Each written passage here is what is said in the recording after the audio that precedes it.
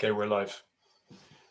Okay, good morning, everyone. And my name is Ben, co-director of the Nevin Economic Research Institute. We are delighted to welcome you to the 9th annual NERI Labour Market Conference. Delighted to bring together such a interesting set of papers on a range of topics.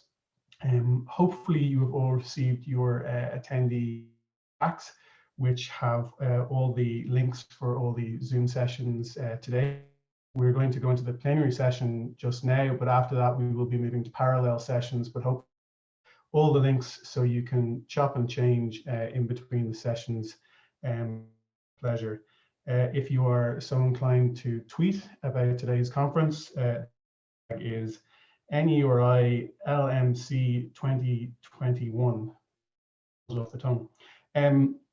But to begin with our plenary session, we are delighted to welcome our friends from the Central Statistics Office, who are very kindly to come today and to present on several topics own work. We have Morgan O'Donnell, who will introduce, and he's joined by his colleagues Egan and John Mullane. They'll present all together, and hopefully at the end we will have time for questions.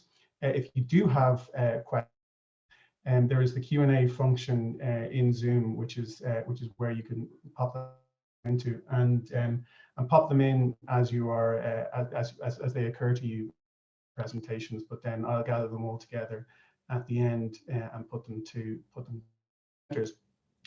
But I think without further ado, and try and get things started, I will hopefully go over to Morgan O'Donnell, if he is there and ready to go. Morgan, I will leave you to it. Great, thank you, Paul. As Paul said, I'm Morgan O'Donnell. I'm a statistician in the Labour Market and Earnings Division in the CSO. Thank you to NERI for inviting us to speak this morning. We're going to talk through some of the ways that we use revenue data, including their real-time data, to produce labour market and earnings statistics. Up till 2018, as a lot of you probably know, the employee tax data was returned under the P35.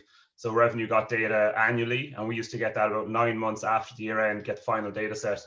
Since January 2019, they've been using real-time data, or the PMOD, the PAYE Modernisation, and they get transactional level data or transactional data from employers about PAYE payments to their employees.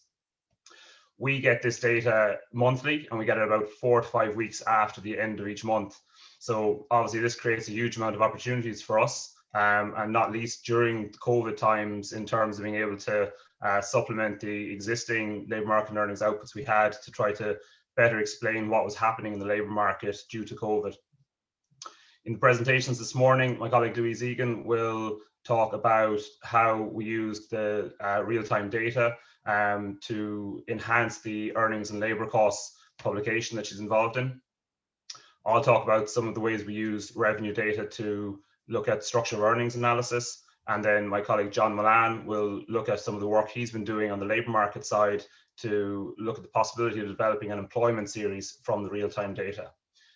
If you have any questions, there'll be time for questions and answers at the end, and I think we're hoping you'll put the questions into the questions and answers option during the presentations. So with that, Louise, I'll hand over to yourself. Thanks, Morgan. I'll just share my presentation there now.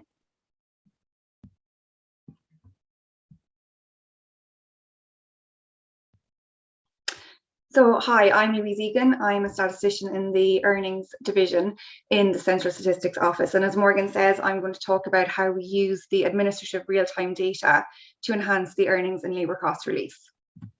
So the earnings and labour cost release, it's a quarterly release, and it's based on data that we collect in the Earnings, Hours and Employment Cost Survey. The data is collected from enterprises with at least 3 employees in NEI sectors B to S. And the type of data that we collect includes the number of persons employed on the first day of the quarter and on the last day of the quarter. And then for all employees for the quarter, we collect total wages, total paid hours, whether worked or unworked, and any total refunds that an enterprise receives in respect of their employees. So some of the statistics that are included in the earnings and labour costs release are average weekly and hourly earnings, where earnings are gross wages and salaries payments. We report on average hourly other labour costs, where other labour costs are costs to the employer in addition to wages and salaries of employing labour. And these include things like social contributions, benefit in kind, expenses. In relation to other labour costs, any amounts received by an enterprise that's intended to refund part or all of the costs of wages are deducted from an enterprise's labour cost. So this would have been quite significant in the context of the income support schemes. And we also report registered employment statistics. We faced a number of issues during the COVID-19 pandemic. So in relation to the first issue, our response rates for the last 5 quarters from 2020 to present have been lower than, for example, in 2019. The churn of employment in the labour market over the quarter was not captured by survey data. So, for example, our average weekly earnings figure is calculated by dividing total earnings for the quarter by the average number of persons employed in the quarter, and then dividing that by 13, which is the number of weeks in the quarter. So average employment is the denominator to calculate average earnings and hours per person.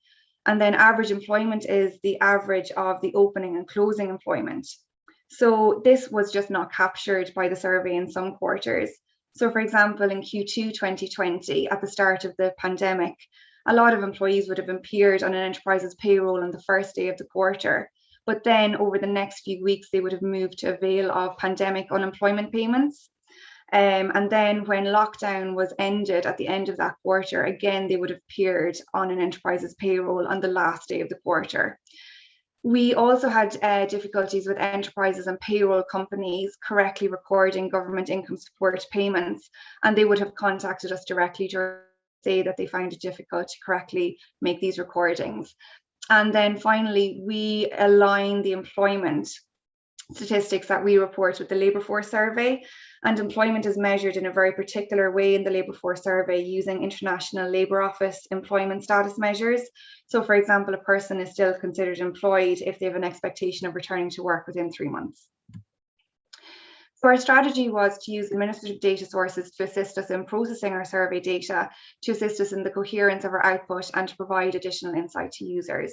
So in terms of processing, we used the pandemic unemployment payment data sets.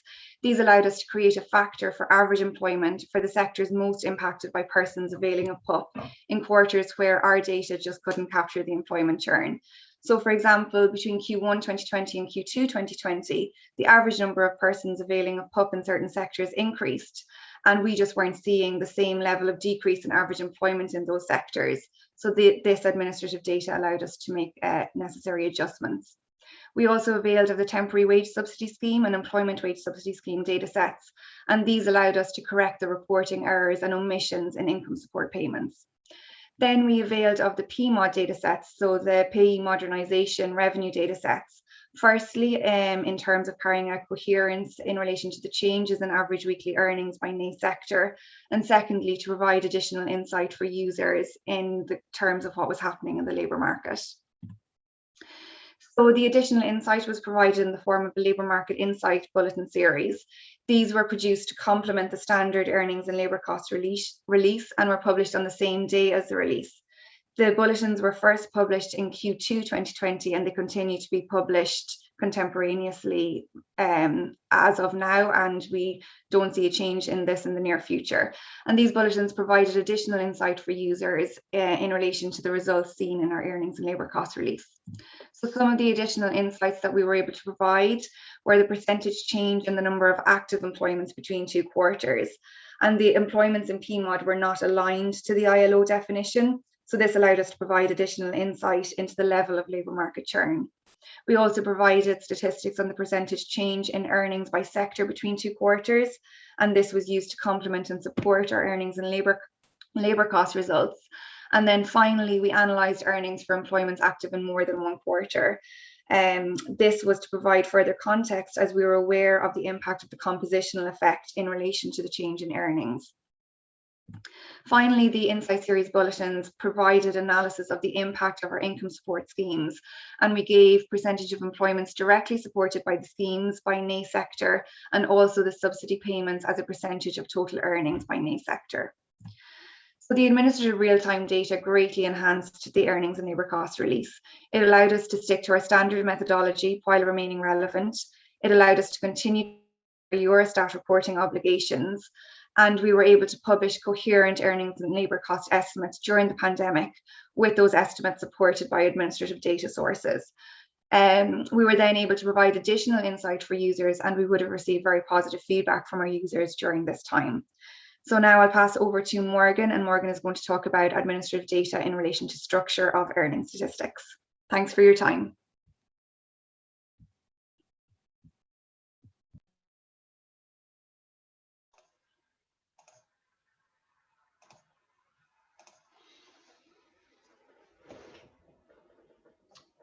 Thank you, Louise.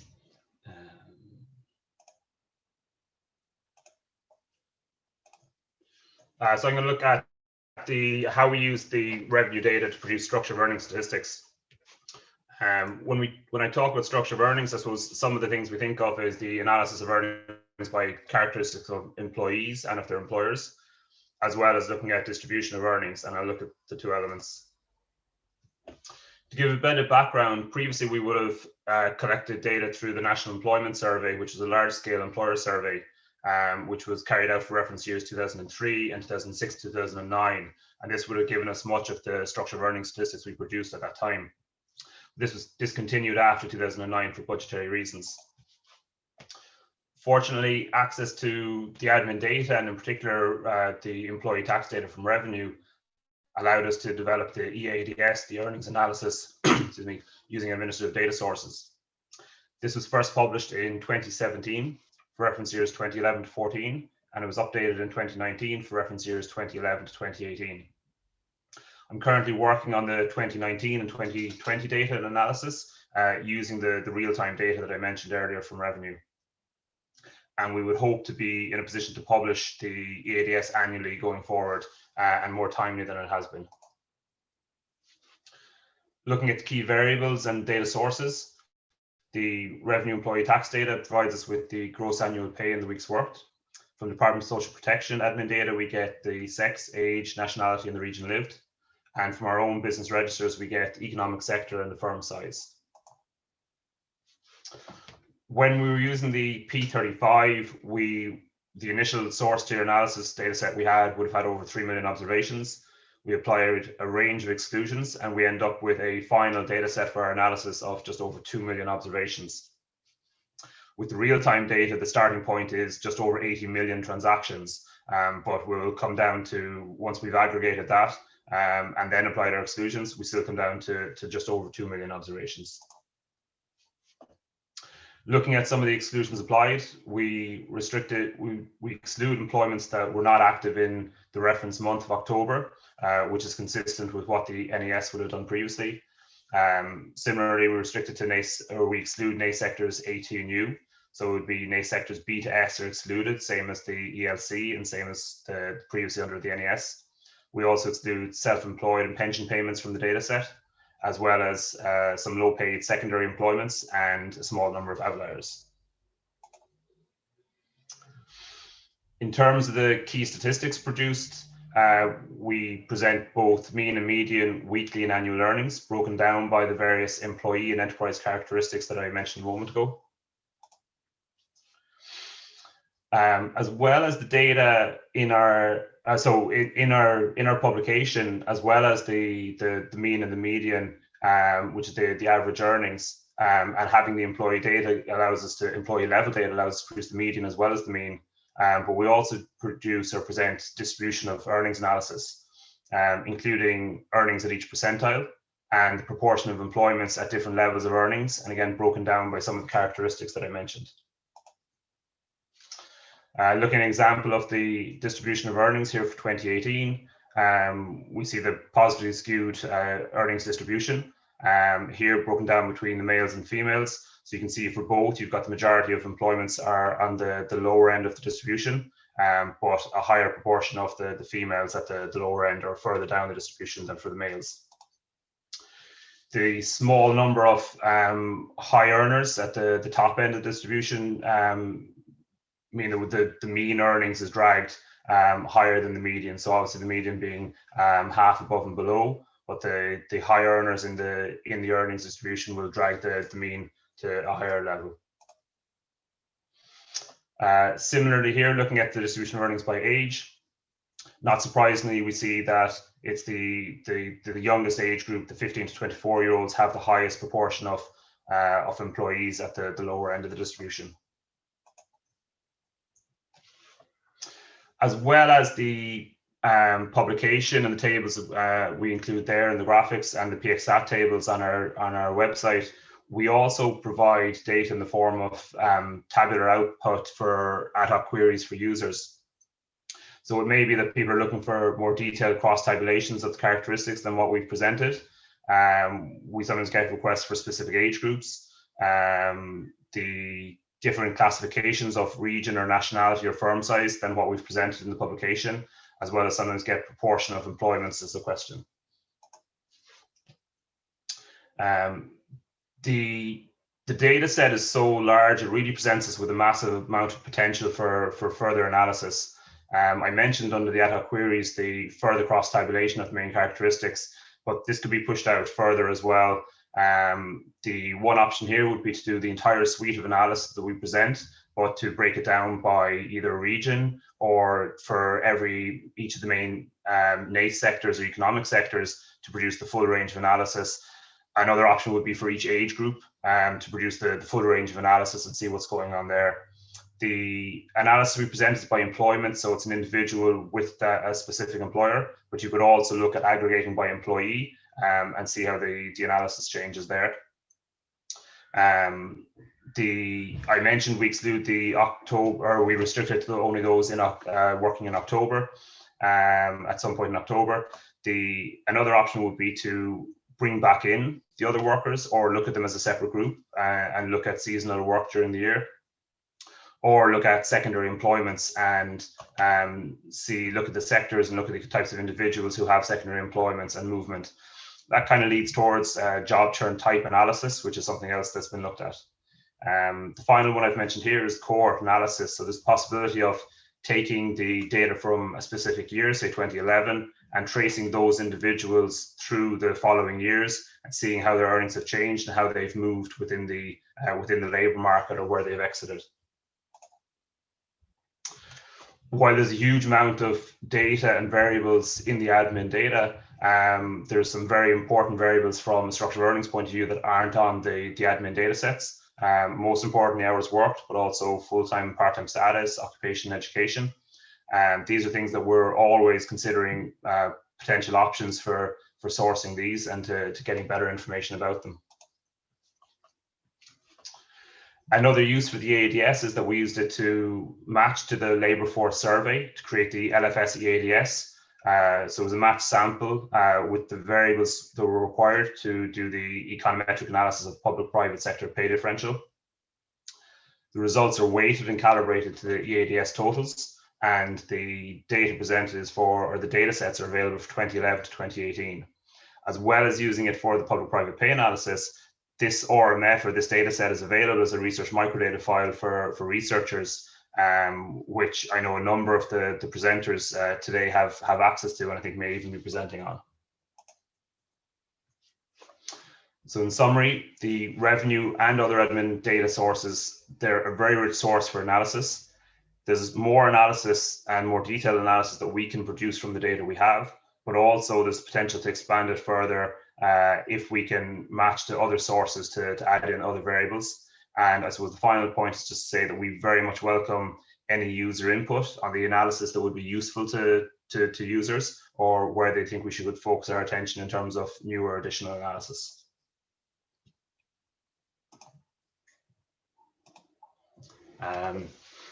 So that's the end of my presentation. So I will pass over to John Mullane, who's going to talk about his work on developing an employment series from the real-time data. John? Thanks, Morgan. Can everyone see that okay? Yeah. Yeah. Perfect. Yeah, so just to follow on from that, I'll be talking about a monthly employment series that we're working on. So this is in the development stage, and this again, I suppose, highlights the power of the PMOD dataset or the PMOD flow that Morgan and Louise have outlined already.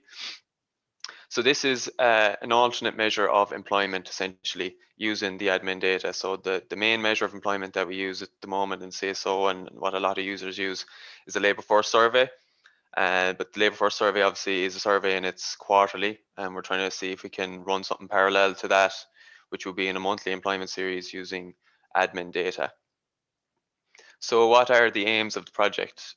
So essentially it is to find a measure of persons' employment using the admin data, and which gives a macroeconomic view of employment. So I suppose some of the key differences between this and the LFS would be that it would be different to the standard measure of employment. So the LFS uses the ILO criteria, and I think Louise did mention that one component of the ILO criteria is that if we're expected to return to work within 3 months, you're still classified as employed. This would be something very difficult to measure using the admin data. So it will be likely that we'll go with a slightly different definition criteria for this series. And for those reasons and other reasons of the ILO, which are quite hard to capture in admin data, the LFS and this monthly employment series using PMOD will likely differ in magnitude. So it's just important to keep that in mind when this series is out there. So some conditions we're thinking of applying to these data are that someone will be counted in this series if they received at least one payment during the reference month. So again, that's different to the ILO. It's in the reference week. It's classified as, but this would be the reference month, as it is a monthly file. For the initial publication, likely to exclude self-employed and pensioners just because they're harder to follow. So that would be for the initial publication anyway, they'd be excluded. We can retain all NACE codes, and the NACE classifications will be used from the business register. So to just visualize what the output would look like, I've just taken some existing publication from the CSO, which is the COVID impact, our COVID income supports impacts publication that we released. So this is just a graphic of the number of PUP recipients. But again, for the monthly employment series, be something similar with the number of people classified as employed with the alternate measure to the ILO. Different breakdowns by sex or age as well are possible. So essentially, yeah, some of the headline statistics will be a time series broken down with respect to different variables. So what are these variables? So again, Morgan outlined a little bit in his presentation about the difference between personal and employer characteristics. So some of the personal characteristics that are present would be sex, age, citizenship, and region. And for these statistics, the headline series will likely be based on an individual. So counting the total people in the data set and breaking that down with respect to these variables. But I suppose in parallel with this, we also have employer characteristics like the NACE sector or size of enterprise. And for communicating these data or visualizing them, it will likely be an employment level series. So each separate job would be a data point, and they would be separate then to the personal characteristics kind of series. So some metrics and properties of the data. So we do have the data present from January 2019. So that was when the P35 ceased and the PMOD basically took over. Again, since it is from January 2019, the seasonal adjustment can't really be carried out unless we do some backcasting with the P35. Now that is methods to do that are being investigated at the moment, but be unlikely. I would say that the first publication will be seasonally adjusted. So the initial release will be non-seasonally adjusted data. And obviously, as I outlined earlier, the definitions of employment will be different to those on the LFS. So some headline statistics that will likely come from it will be the growth rate of employees. I think would be an important statistic because again, it does take out some seasonal components without having to fully seasonally adjusted data, year-on-year growth of the number of employees, stuff like that, essentially. So the next steps essentially is determining if we'll go with an employment or employee level analysis. So the thought process at the moment is to have an employment level analysis for the employer characteristics and an employee level analysis for the person characteristics, whether to go with an index for the headline series or volumes, again, likely an index would be easier to understand visually, but it would be important to have the volumes as well. But just to keep in mind that they will not, or likely will not match the LFS because of the different criteria classifications. Again, the inclusion exclusion criteria, so those can be broadened or narrowed. So maybe the one payment during the month is too broad. We could narrow that down, or determining other inclusion exclusion criteria. Maybe exclude some NACE codes that aren't as easy to know about, or stuff like that. We might exclude them.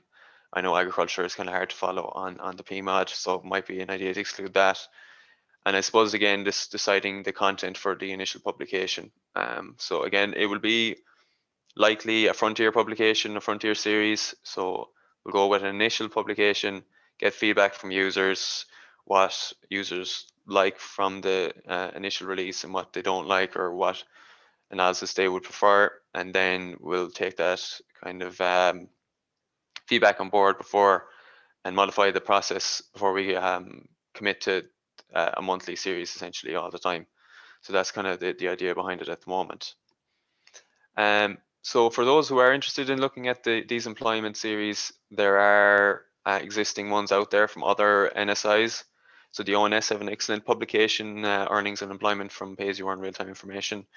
That's really worth checking out. The Estonian NSI as well has short-term labour market statistics. They're really kind of digitally advanced, so they have a lot of really interesting statistics on their stuff. And as well, the US obviously have the headline series, the payroll employees, which is obviously probably the most famous statistic in the world. So they have their payroll employees series as well, which is essentially an employment series.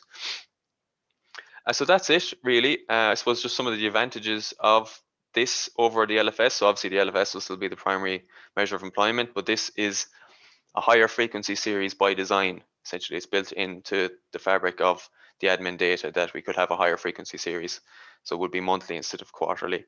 And of course, you're using the entire population that are present in the revenue data, which is an advantage over the survey data. But of course, as well, there are disadvantages. You might not be capturing people who aren't present on the data set as well.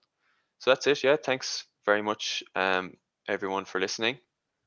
And I suppose happy to take questions and stuff, etc. That's great. Thanks all of you for what was really some really good interesting insight actually there into what has been obviously a very challenging couple of months in terms of data collection.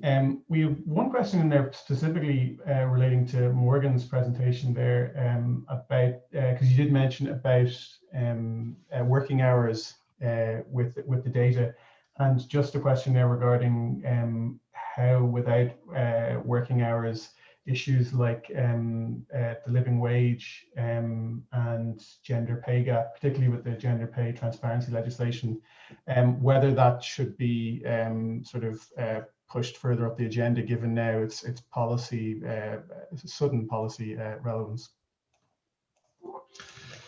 Yeah, and look, I don't know about sudden policy relevance. It's always been there. We're very aware of it. I have spoken to Lisa previously about this, and I'm very conscious of the need for hourly data for the low pay analysis and for good gender pay gap analysis as well. I know from talking to Lisa, and she's done work on from the UK using the ASH survey and the ASH survey, and that's something that I did investigate. I suppose that we did a lot of work on a couple of years ago, and aimed to put out an ASH survey where we used the admin data as the population and as the sampling frame, select a sample from it. But unlike the UK, we ran into difficulty that our legislation, so our Stats Act, forbids us from giving out the employer or the employee identifier to the individual. So because we've collected on the Stats Act and the admin data, we can't actually even give it back to the employer who has the PPSN. We can't give that to them, say these are the individuals we want the information about. So I know that's how the UK do it. So we're constantly and actively looking at this and seeing how can we improve it. We do need to get better sources of hourly data to allow for all this other analysis that it could be used for. The other thing is at the moment we've been engaging this year with the payroll providers and looking at the possibility of getting employee level data from the EHEC survey. So EHEC returns to us at an employer level, so it's aggregated by enterprise, but the data behind it on the payroll systems is at employee level. So we're discussing it with them, but there may be legal and data protection issues there as well in terms of us getting our hands in that. So there may be hesitancy from the payroll providers in terms of the cost of implementing it. Some, from talking to them, they all have different systems. Some could do it relatively easily. Others, it might be a development cost that would be borne by the employers then. And we know that many employers would be hesitant to give out the employee level data and give that level of information on the individual. So we need to see how can we copper fast in that if we're going to go down that route, that we're in line with data protection regulations as well as legally sound in terms of complying people to provide the information. So I suppose the answer is, yeah, there is a gap there in terms of not having a regular source of ours, and we are constantly looking at it and hoping to improve that into the future. Well, that's perfect. I am being reminded here very vigorously that is the end of our session. So unfortunately, it was the only question we have time for. But just to say, I think it is a really interesting stream of work going forward. How the admin data is interplaying with the existing survey data, and I know myself and Lisa as well from the UK perspective that there is similar work going on with colleagues in NISRA along those lines as well. But we unfortunately will have to leave the plenary session there. But I want to say my thanks to Morgan, to Louise, and to John for those presentations. We really do appreciate the CSO coming along to this conference every year and bring to light this important work. But with that, I will leave it there. We are allowed a 10-minute break, and the next parallel sessions will begin at 10 o'clock. But just again, thanks to Louise, to John, and to Morgan for the presentations. That's great. Thanks very much, guys. Thank you, Paul. Thanks, Paul.